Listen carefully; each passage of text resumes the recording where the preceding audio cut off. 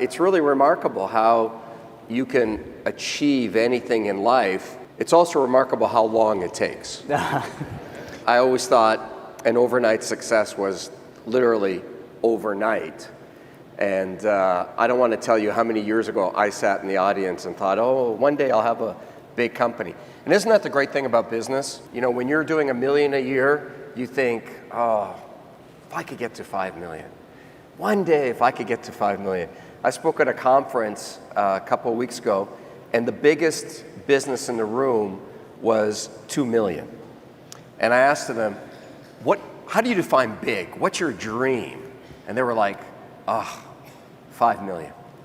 If I could get to 5 million in sales. And then you get to 5 million and you think, 10 million. If I could get to 10 million.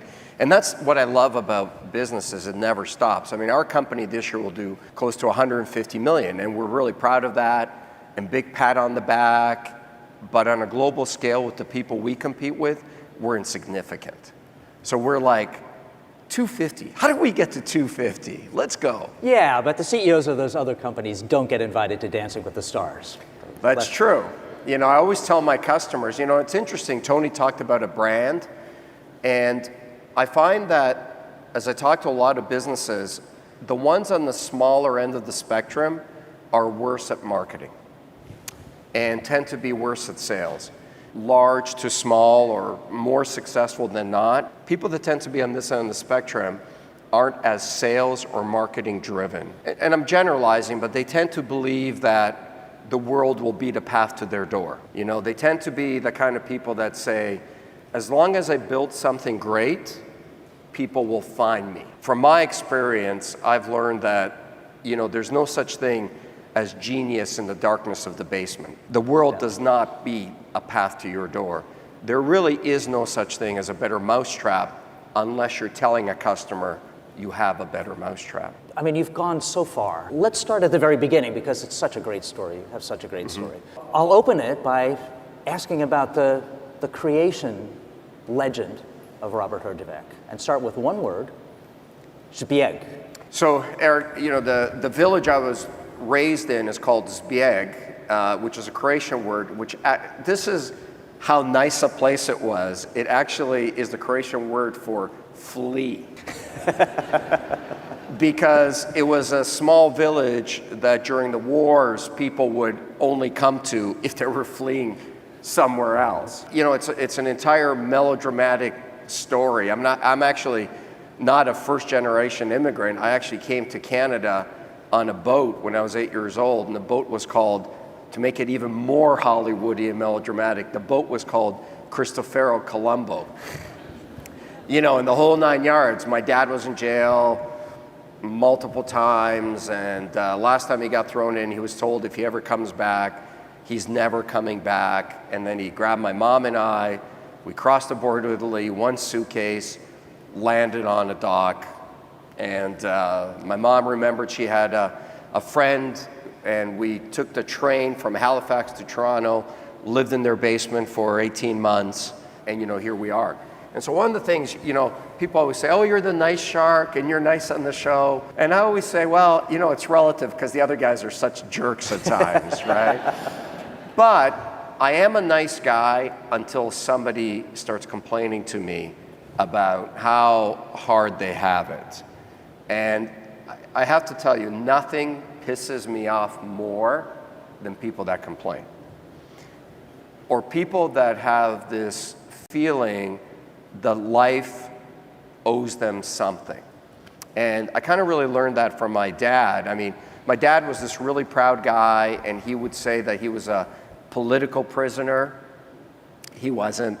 He was just a young guy who liked to drink, and he would go to a bar in a communist country, drink a little too much, and say, screw communism! And they'd throw him in jail. And, you know, the normal person would kind of make that connection. Oh, if I stand up in a bar and say, screw communism, and go to jail, this isn't a good thing. My dad took it the other way. He was like, I'll show them. And so the next time he stood up, he said even worse things about communism. Fundamentally, he was a really proud guy, and he hated the idea of building equity or building capital and having to share it with somebody who wasn't working as hard as he was. You know, the thing I learned from my dad is he was okay with having nothing. He was okay with working really hard. He was okay with getting knocked down in life, but he wasn't okay if he created something and was successful that somebody would take it away from him. And that's what he hated about communism. And what I took out of all that is, you know, when we came to Canada, just to get a job, he had to work in a factory and he swept floors and the whole 9 yards. And I'll never forget one time, because it was really hard for me. I grew up in this little village where my grandmother raised me, and I always liked to talk, and so I didn't have to work hard on the farm, and there was pigs and donkeys. It was, you know, it was pretty good as a small kid. And then I come to North America, and I get thrown into a classroom. I don't speak the language. I look funny. We're very poor. I never realized we were poor until I got here. I come home one day and I'm crying because the kids beat me up and they were mean to me. And I'm like, oh my gosh, nobody loves me. Why don't I have any friends? My life sucks. And I'm sitting there complaining to my mom, and my dad walks through the door and he's kind of listening, and he had literally just walked 2 miles from the bus stop after having worked 2 shifts in the factory. And he's listening to this. When I'm done complaining, he looks at me and he says, you know, life doesn't owe you anything. Never complain. All you're owed is an opportunity. And in this country, you have an opportunity. And then he went to sleep so he could wake up the next day and work 2 more shifts. Right. Pretty amazing. So, you know, when you have that as your compass, it's really hard to complain.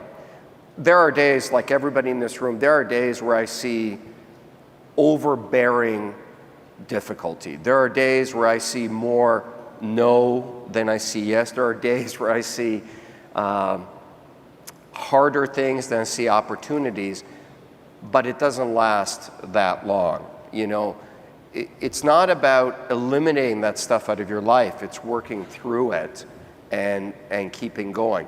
Because it's really true. This is still the best country in the world to start a business. There is so much opportunity in the world today, especially with the internet, especially with the pace of change, especially with cloud computing. Yes, that's right. And this is a period in which entrepreneurship is a golden profession to have. You get a lot of support. It's the best job in the world to have. And, you know, because of shows like Shark Tank, it's kind of become cool to be an entrepreneur, which is crazy when you think about it. I mean, look at the 5 of us. You couldn't have 5 weirder looking people. And in general, people think we're kind of cool. I mean, it just goes to show you how being an entrepreneur is really in the American psyche today. When I first started doing the show and Mark came on, I really didn't get along. Mark is very, Cuban, is very pushy. Mark is about Mark, and I don't mean that in a mean way, but he's very aggressive and he's all in your face all the time. A few years later, you know, I really like him. I mean, he's a great guy, but he's different than I am. I'm really not that pushy. And so we have this argument where he has this famous story when he was 12 years old. He was selling mustard packets to kids, and, you know, and he knew he was going to be a billionaire when he got older. You know, when I was 12 years old, I didn't know I wanted to be a billionaire. I didn't know I wanted to be a millionaire.